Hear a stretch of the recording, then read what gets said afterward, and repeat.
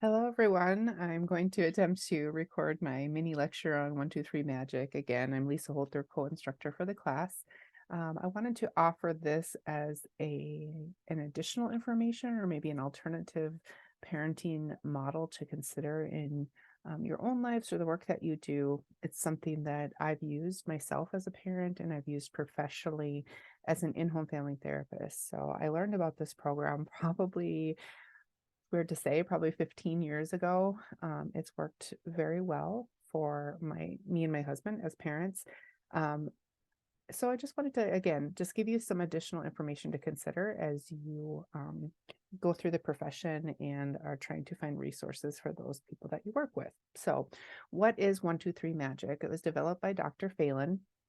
And, I think when I first started using it, the 123 Magic was on a VHS tape. That's how old it is. It has since been, transferred over to DVD and now digital download. So the website has a lot of different options for the materials, but really it's pretty simple. It's really as simple as counting your child to 3. Um, it is evidence-based. It's made for children ages 2 through 12.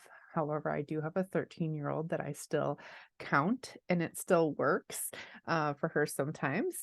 And I think that, there are pretty immediate results. It does take a little bit of time, especially if you're trying to start when your kids are a little bit older versus toddlers, for them to kind of realize what it is that you're doing or that you're using a new method. Um, so I think although it's simple, it does take some practice and discipline to be able to implement it in a way that is effective. And I'll explain more as we go. So, similar to love and logic, how we talk about really the need for parents to hold expectations for their children, because when we don't, or we're overprotective, or we withhold consequences, it ends up being a disservice. And many of you have mentioned that in your discussion boards about how being protected from consequences doesn't really prepare you for real life.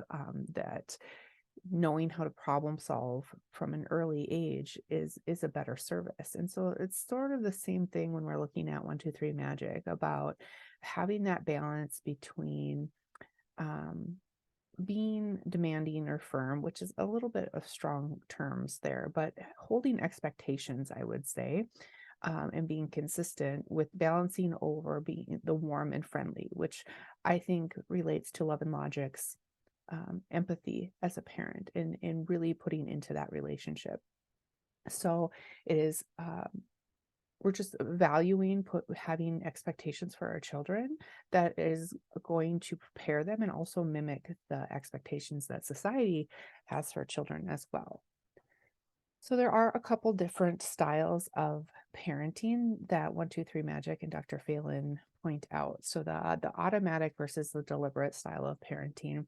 And automatic is going to be sort of that emotional reactive brain when I guess yelling is the easiest example to give. If our child is doing something and we get upset and they're not listening, and sort of that knee-jerk reaction is to um, yell at them or have some kind of reaction that once we stop and think about it, we wish we would have maybe reacted a little different. Versus being deliberate in our parenting is taking that pause and thinking through the action and the consequence that we want to lay out for our child. And so I have found that the counting not only helps my child know that, they got that kind of 3 strikes you're out type thing, but also the counting helps me to be deliberate and take the time I need to think through what I'm doing versus having that knee-jerk reaction.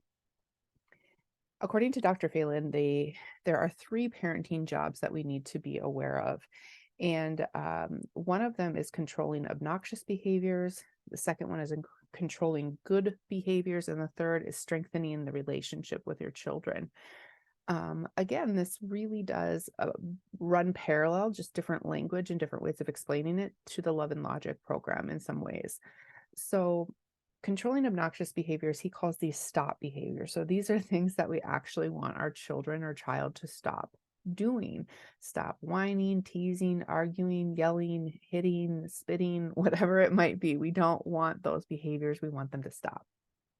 On the flip side of that is the start behaviors, what we want them to engage in or to start doing, to start using their manners, to start picking up toys, to clean their room, to eat supper, those kind of things.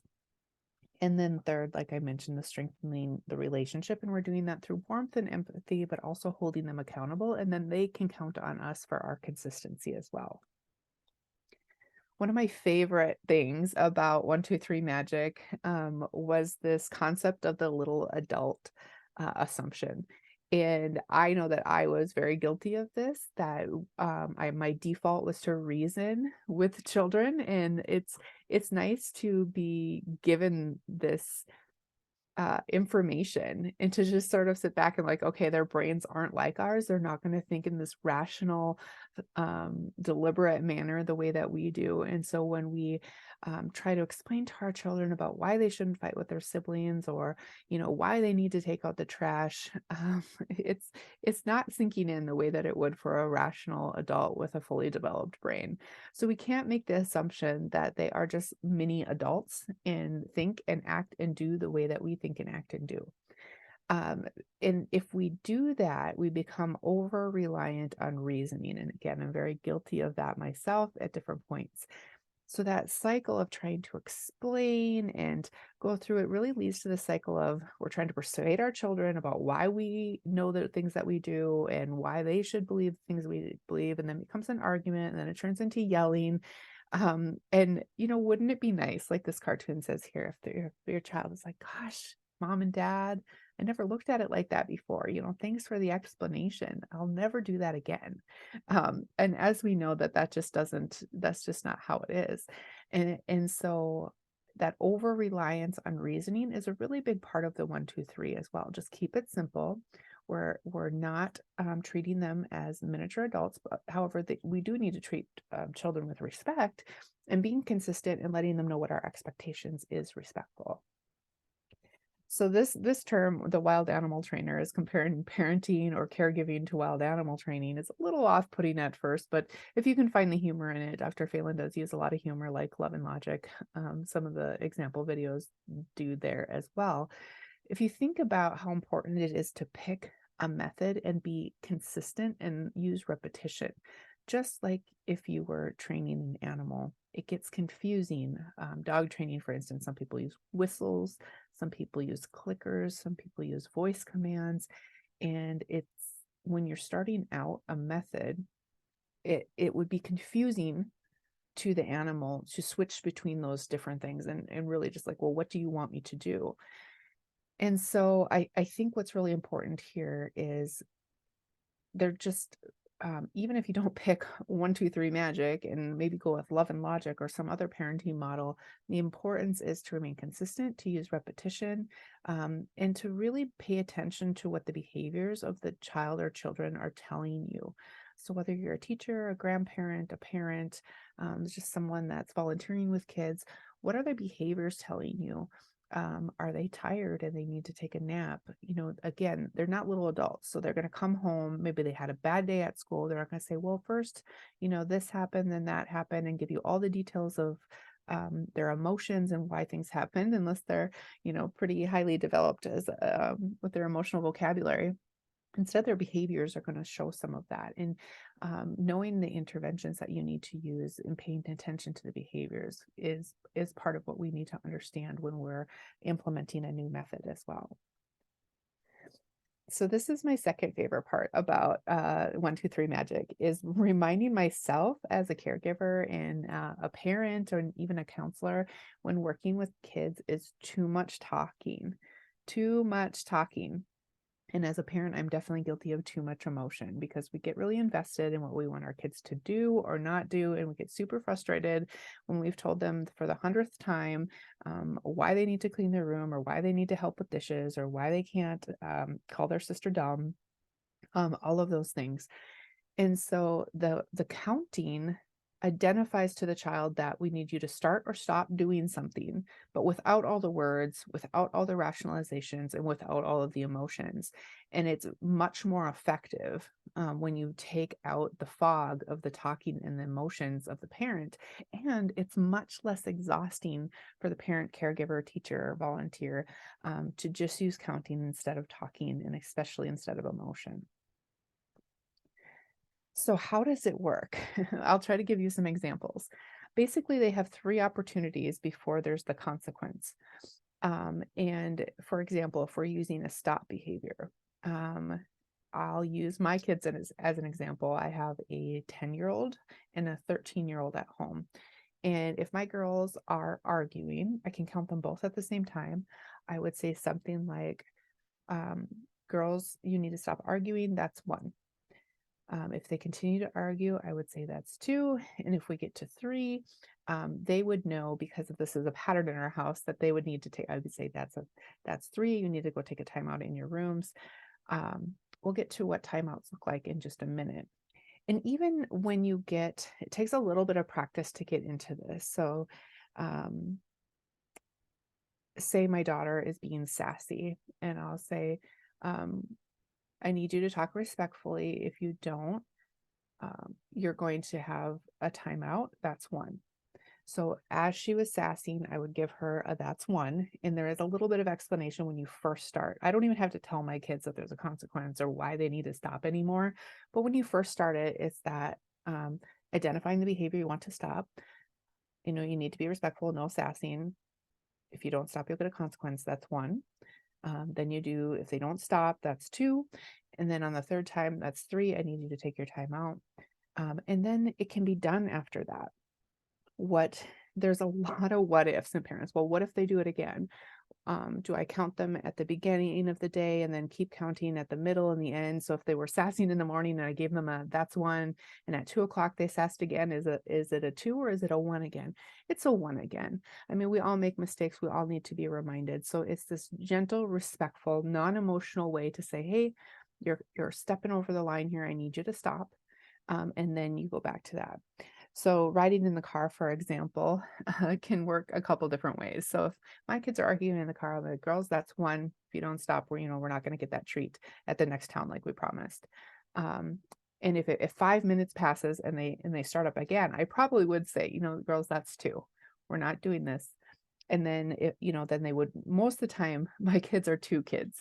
Dr. Phelan kind of laughs about this. Don't be discouraged if you have two kids, which means they're always going to push you to count to two, but then they'll stop before three. That's okay, because they're stopping before three. Some children you'll say that's one, and they'll stop, and that's excellent. But my kids are definitely takes till two, and then they'll stop the behavior or start whatever behavior I want. And then there are times where we get to three, and they've pushed, and they know that they have that consequence coming. So that's why it's simple yet complicated, because it does take a little thought on the parents' behalf as far as the getting rid of those patterns that you had before of too much talking and too much emotion, and then learning how to do the counting and what works for you and your family. So again, in a car ride, it might be 5 minutes in between things, the one and the two. But during the day, are you going to continue the count when something happened in the morning and afternoon? I think starting over the counting sometimes is helpful when it's not within a short amount of time. So I mentioned timeouts, and maybe I'll skip to this one first. So Dr. Phelan talks about timeouts as appropriate to think about how long should I put my child in timeout is 1 minute per year of life. So if you're dealing with a 3-year-old, that would be a 3-minute timeout. My 10-year-old would have a 10-minute timeout. And this has worked, again, pretty well for myself as a caretaker, that it seems like it does work pretty well. A 5-year-old can probably feel the consequences of a 5-minute timeout, where my 13-year-old 5 minutes would be just like whatever it was worth sending that extra text to my friend. So it doesn't always have to be timeouts. It can be the alternative to timeouts. Like for that example I just gave my 13-year-old, if I said you need to be done texting, they send another one, I said that's one. You need to put it away, or you lose your phone. That's two. Okay, that's three. You lose your phone. So the devices, taking away devices. Some families do like quarters or pebbles or some sort of monetary system where if they earn something. So if you're putting things in for good behaviors, a consequence would be like, if we get to 3, you're going to lose a pebble, you're going to lose a quarter, that kind of thing. And it comes out of the jar. Sometimes you'd have to do an early bedtime, an extra chore, um, lose having friends over, that sort of thing. So say your child has a friend over and they're throwing a ball in the house. You'd say something like, well, actually, that's the logical consequence at the bottom to another example. But say they're doing something in the house they're not supposed to do, and you say, you know what, if you continue to do this, your friend is going to have to go. That's 1. And a little while later, maybe within 5 to 10 minutes of doing that again, okay, like I mentioned, that's 2. One more chance. And so the least amount of talking, the less amount of emotion, the better it is for you. The child knows that the consequences coming. So in addition to coming up with maybe a list of consequences that are age appropriate for your child and also work for your family to follow through on, usually these are going to be very short term. So if I take away my child's phone, I'm not going to like, you lose it for the summer, or you lose it for a month, because the next week I might need them to have it to give me a call to do a ride. And so I'm going back on what I said, but to lose it for the evening is usually something we can very much follow through. And she feels the consequence of that. So the logical consequences are like love and logic. It's like the natural consequence. If you throw a football in the house and we tell you not to, you're going to lose the football. Same thing with this, but we're just using a counting method. No throwing football in the house. Keep doing it. You're going to lose it. That's 1. Okay, that's 2. You kept doing it. That's 3. Give me the football. You're done. You can have it back tomorrow or the next day or something like that. So um, it does take a little bit of time. There's lots of resources online on the 123 Magic website, everything from for parents, for teachers. There's also specific materials for teens. There's materials that are in Spanish. And I think the other thing to know about um, 123 Magic is that it is easy to teach. I've used this lots of times as a counselor for in-home family therapy, and we can actually practice in the moment, in the office with the parents when the child is maybe, especially when they're little and they're maybe getting into something in the office they shouldn't be getting into. Okay, mom and dad, like this is an opportunity. Tell them like we don't touch other people's things. That's 1. Um, okay, that's 2. If you keep going, you're gonna, have a timeout, and that's 3. Take the timeout, and we're done. So there's the books have and the videos have numerous examples.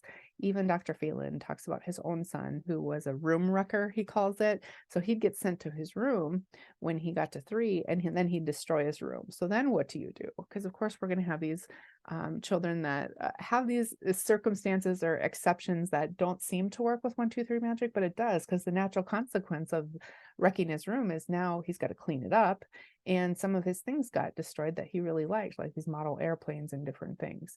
So I think just rolling with some of that, utilizing natural consequences and having the simplicity of accounting has really been something that has I've seen work in my own personal life and helped other families do.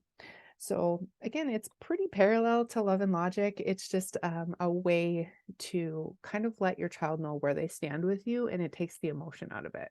So I hope that you'll take a moment, even just to um, take a peek at the website, see if this is a parenting model that would work for you, or maybe something to suggest down the line. And let me know if you have any questions at all. I hope you all have a great day.